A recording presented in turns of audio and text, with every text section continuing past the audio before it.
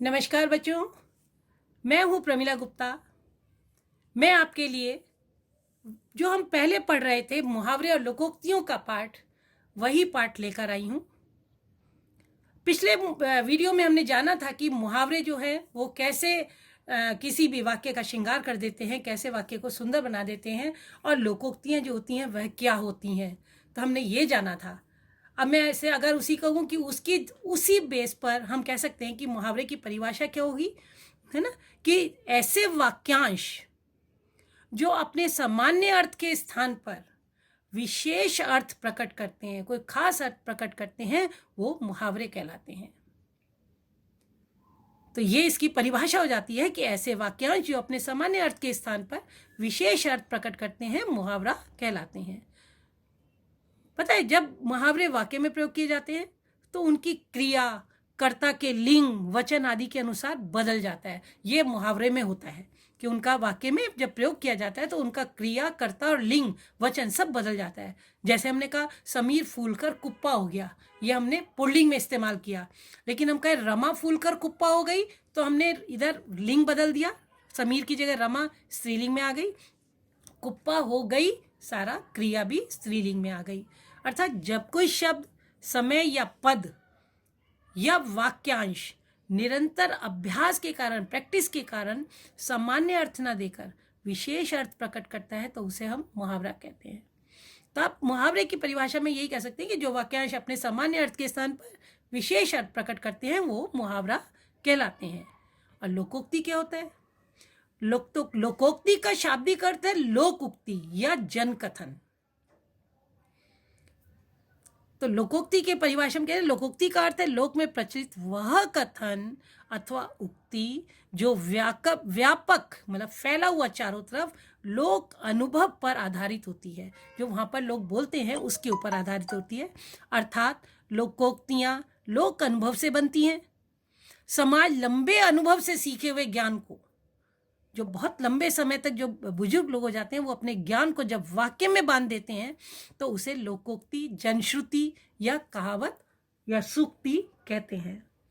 तो लोकोक्ति की परिभाषा हम कह सकते हैं कि लोकोक्ति वह शब्दार्थ है, वह शब्द है लोक उक्ति या जन कथन, जन मतलब लोग, अतः मानव समाज के अनुभव सार को लोकोक्ति कहा जाता है। जो समाज होता है वो अनुभव के आधार पर जो कहता है उसको हम लोकोक्ति कहते हैं। अब हमने आपसे कहा कि मुहावरे और लोकोक्तियों में अंतर क्या है, हम कैसे पहचानेंगे ये मुहावरा है या ये लोकोक्ति है। तो मैं आपको अंतर बताती हूँ कि मुहावरे और लोकोक्ति में अंतर क्या होता है।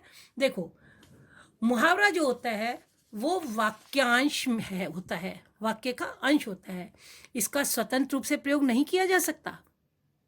जबकि लोकोक्ति जो होती है वो अपने आप में संपूर्ण वाक्य होता है, कंप्लीट वाक्य होता है, इसका प्रयोग स्वतंत्र रूप से किया जा सकता है।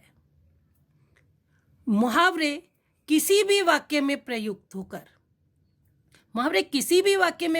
होकर ही वाक्य को रोचक और प्रभावशाली बनाते हैं। प्रयुक्त होकर मतलब प्रयोग होने के बाद। अर्थात कोई भी वाक्यांश जो अपने साधारण अर्थ को छोड़कर किसी विशेष अर्थ को व्यक्त करे तो उसे हम मुहावरा कहते हैं। जबकि लोकोक्ति क्या होती है? लोकोक्तियाँ लोक अनुभव से बनती हैं। समाज लंबे अनुभव से सीखे हुए ज्ञान को जब वाक्य में बांध देता है तो उसे हम लोकोक्ति, जनश्रुति या कहावत कहते हैं। तो एक ये बहुत बड़ा अंतर हो गया। फिर लोकोक्ति पूर्ण वाक्य होती है, जबकि मुहावरा जो होता है वो वाक्य का अंश होता है। लोकोक्ति से पूरा अर्थ समझ में आ जाता है। लोकोक्ति लोक में प्रचलित उक्ति होती है, मतलब जन लोगों में, जन समाज में प्रचलित उक्ति होती है, जो भूतकाल का मतलब पुराने समय का जो पूरा समय बीत चुका है उसका लोक अनुभव होती है। जबकि मुहावरा जो होता है अपने रूढ़ अर्थ के लिए, जो उसका प्रेजेंट अर्थ होता है उसके लिए प्रसिद्ध होता है। पूर्ण इकाई होने के कारण लोकोक्ति में किसी भी प्रकार का परिवर्तन नहीं होता है, क्योंकि वो अपने आप में पूर्ण होती है। जैसा मैंने आपका कहा कि वो तो वाक्य में, पूरा वाक्य एक बार में ही लोकोक्ति का समझ में आता है, उसमें कहीं कोई परिवर्तन की जरूरत नहीं होती। तो पूर्ण इकाई होने के कारण लोकोक्ति में किसी प्रकार का परिवर्तन नहीं होता है, जबकि मुहावरों में वाक्य अनुसार परिवर्तन होता है। लिंग परिवर्तन भी होता है, क्रिया परिवर्तन भी होता है ना, उसमें हम परिवर्तन करते हैं। पूर्ण वाक्य होने के कारण लोकोक्ति का प्रयोग स्वतंत्र मतलब बिल्कुल स्वच्छंद रूप से और अपने आप में पूर्ण इकाई के रूप में होता है, जबकि मुहावरा किसी वाक्य का अंश बनकर आता है, वो उसके ऊपर आश्रित होता है वाक्य के ऊपर, जबकि लोकोक्ति किसी भी वाक्य के ऊपर आश्रित नहीं होती, वो अपने आप में संपूर्ण वाक्य होती है, लेकिन मुहावरा किसी वाक्य का अंश बनकर आता है। लोकोक्ति तथा मुहावरे में उपयोगिता की दृष्टि से भी पर्याप्त अंतर है। कैसे? उपयोग करने के मतलब प्रयोग करने के लिए लोकोक्ति किसी बात का समर्थन, विरोध, खंडन करने के लिए प्रयोग में ली जा सकती है। मुहावरे का प्रयोग जो होता है मतलब लोकोक्ति को हम कितनी जगह पर समर्थन में, विरोध में या खंडन करने के लिए प्रयोग में ले सकते हैं, लेकिन मुहावरे का प्रयोग वाक्य के अंत में, आरंभ में और बीच में कहीं भी किया जा सकता है, जबकि लोकोक्ति अपने आप में पूरा वाक्य होती है, जबकि वो अपना वाक्य है, उसको ऐसा ज़रूरत नहीं होती कि उसको अंत में करें या शुरू में करें या कहाँ पर हम प्रयोग मिलाएं, उसको हम पूरा अपने आप में, अगर हम खाली लोकोक्ति बोलते हैं तो ऐसा प्रतीत होता है कि पूरा वाक्य बोल दिया, उससे ही पूरी बात समझ में आ जाती है, जबकि हमें मुहावरे का जहाँ पर हम प्रयोग करते हैं अंत में या शुरू में, तो उससे हमें उसका अर्थ निकालना पड़ता है। तो ये एक बहुत बड़ा अंतर है जो मुहावरे और लोकोक्ति में होता है। तो बेटा आप लोग ये सब याद करें। एक बार आपको ये चीज़ मेरे हिसाब से समझ में आ गई होगी कि लोकोक्ति में और मुहावरे में क्या अंतर होता है ना।